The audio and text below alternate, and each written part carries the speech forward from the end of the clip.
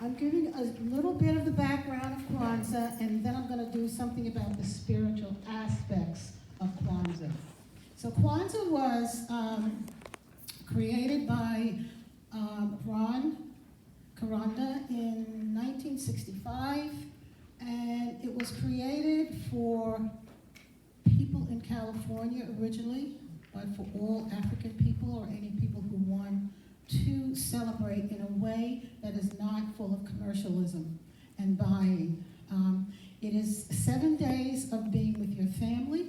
It's 7 days based on the 7 principles. It's 7 days of a number 7 because you start out with unity, you do small gifts at night, and you sing. And it's all about family and friends and gathering. It is not a religious holiday, it is a very spiritual and a cultural holiday. So a lot of people celebrate it. It has become very commercial now, as anything else, but most people do not celebrate it in a commercial way.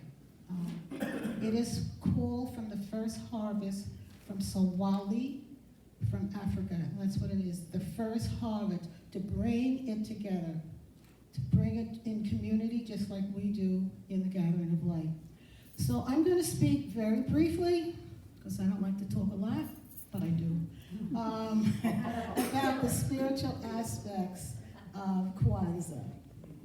So one of the appeals of Kwanzaa is its spiritual aspect. Kwanzaa is a non-religious cultural holiday.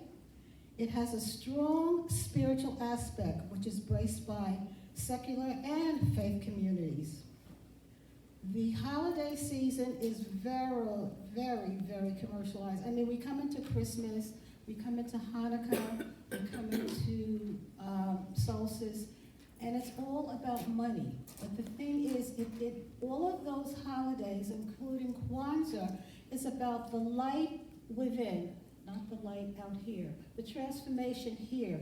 So they are connected, however you want to celebrate them. There is a connection to all of them.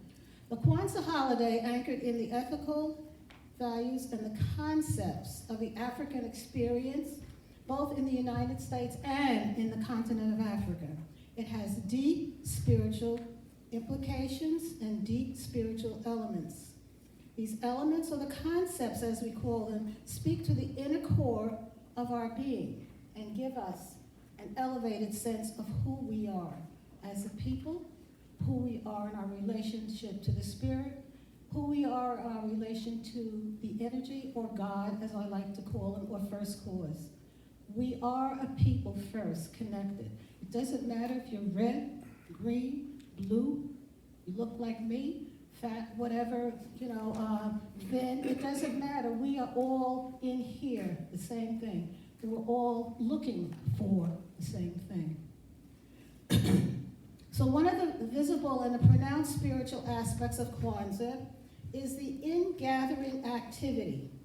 During Kwanzaa, people, family, friends gather to reinforce the bonds of affection for each other, to celebrate the common cause, to remember our ancestors, and to celebrate the 7 principles, and enjoy life, and look at enjoying life on a different aspect, which is not about a material aspect, it's about a spiritual aspect.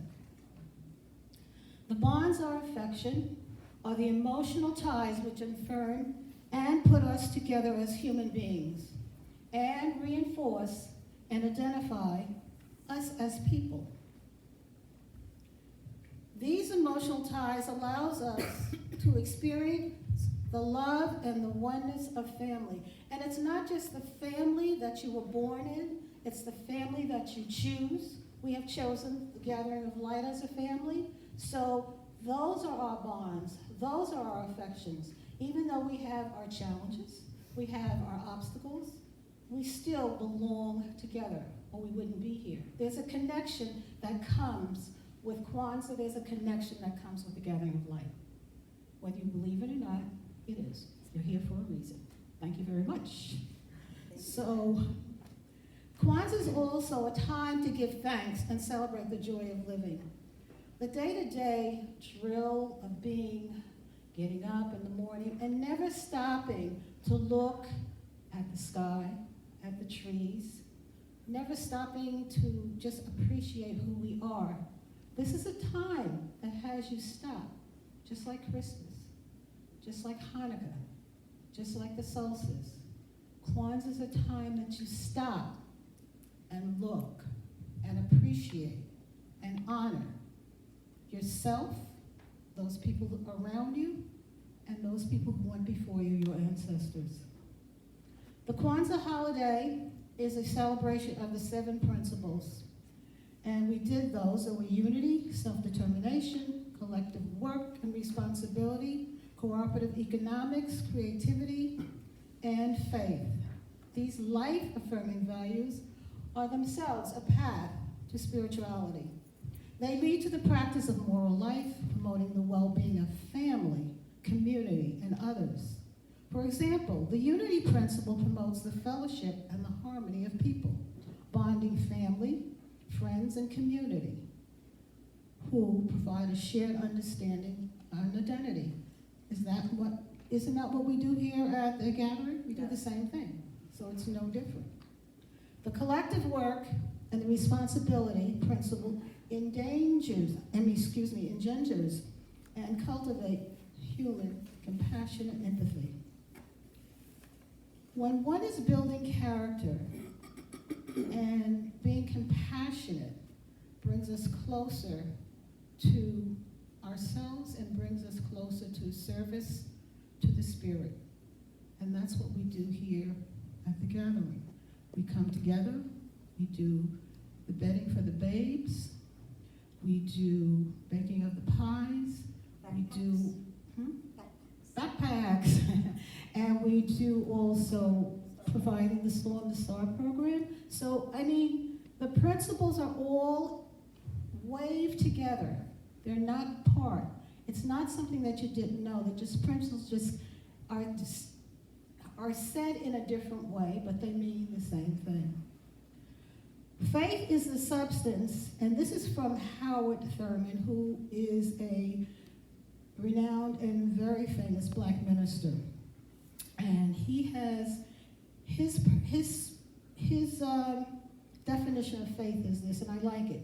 Faith is the substance and spirit which tired hearts refreshed and dead hopes stir with the fullness and the nearness of life. Faith is the promise of tomorrow at the close of every day, the triumph of life, the defiance of death, the assurance that love is sturdier than hate, right is more confident than wrong, and that good is more permanent than evil. So, in summing up, and I told you I was going to be brief, celebrating Kwanzaa, celebrate and embrace its awesome spirituality. Happy, joyous Kwanzaa. Thank you.